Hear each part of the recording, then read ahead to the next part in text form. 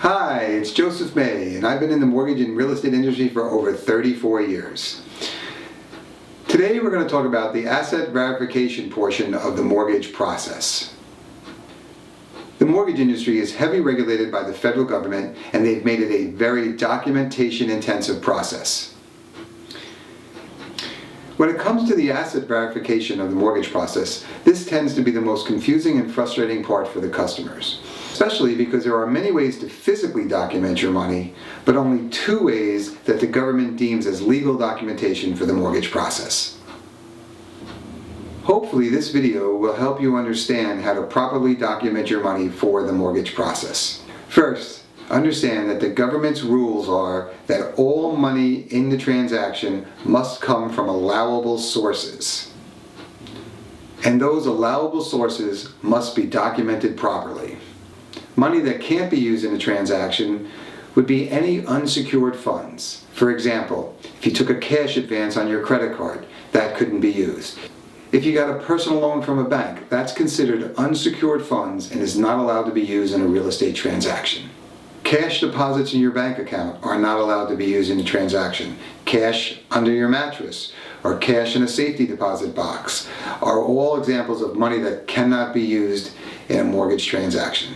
Example of allowable sources are money that you saved in the bank over time, money that you have in a retirement fund or a pension fund, money you just received through bonus, commission, or regular salary, gift money from a direct relative, a significant other, or a very close friend are all examples of allowable sources. But again, all those allowable sources must be documented properly. At the start of the mortgage process or the start of the pre-approval process, you will need to provide the most recent 2 months official bank statements or the most recent quarterly bank statement, all pages to the accounts. Let's take a look at an example of the official bank statement. An official bank statement should have your name and address on it, the bank account number, the bank logo, the beginning and ending balance, the dates of the monthly or quarterly statement. In this example, the bank statement runs from December 12th to January 11th. Also, it must show all the transactions, deposits, and withdrawals for the entire month or the entire quarter. Again, all pages must be provided. In this example, this is page 1 of 3. Therefore, pages 2 and 3 would also have to be provided. If your bank statement is 25 pages long, then all 25 pages must be provided, even if some pages are blank. Also, notice there are 3 deposits on this bank account. One is a payroll deposit, one is a direct deposit from a pension, and one is a counter deposit. The counter deposit requires additional supporting documentation so we can verify the exact source of that deposit and verify that it came from an allowable source. For example, if the deposit came from a checking account that the borrower has with another bank, then we will need the most recent 2 months bank statements of that checking account to show the funds coming from that account into this account. So again, 2 full months bank statements or the most recent quarterly statement, all pages to the accounts on any accounts that are going to be used for the transaction.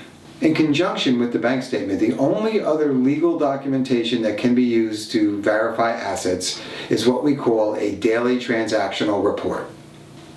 A daily transactional report you can usually print from your online banking account. A daily transactional report is used when we want to see the most recent activity in your bank account and we don't want to wait till the next bank statement becomes available. In this example, the borrower signed the contract in early January.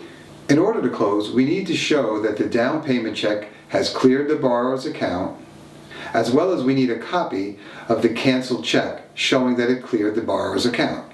But the next available statement isn't available until February 12th, after the borrower wants to close. So the solution is a daily transactional report.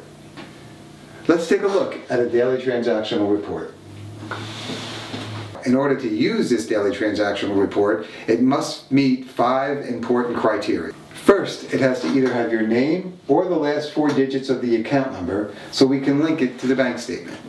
Second, it must have the start and end day of the report and the start date must overlap the most recent bank statement that we have. Third, the current available balance must be displayed as the last date of this statement.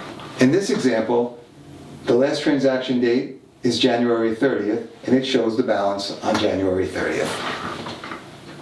Fourth, it must have a list of all the transactions during that period of time.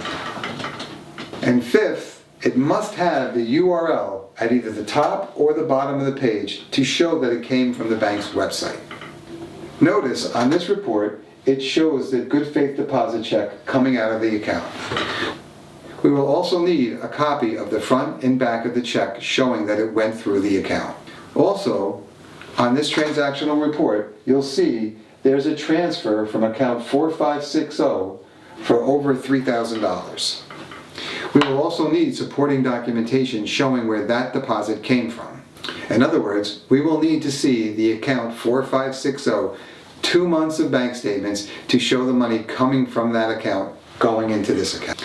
Again, remember, we must verify all money that is going to be used in the transaction in the same manner. So if the money that you're using is in 5 different bank accounts, then we will need the same exact documentation for all 5 accounts. So remember, official bank statements, all the pages, and a daily transactional report are the only 2 forms of documentation that we can use to verify assets for the mortgage process. Things like screenshots or an ATM printout, although shows of money, is not legal documentation for the mortgage process. I hope this video has been helpful. Please feel free to call me or email me with any questions. Thanks for your time.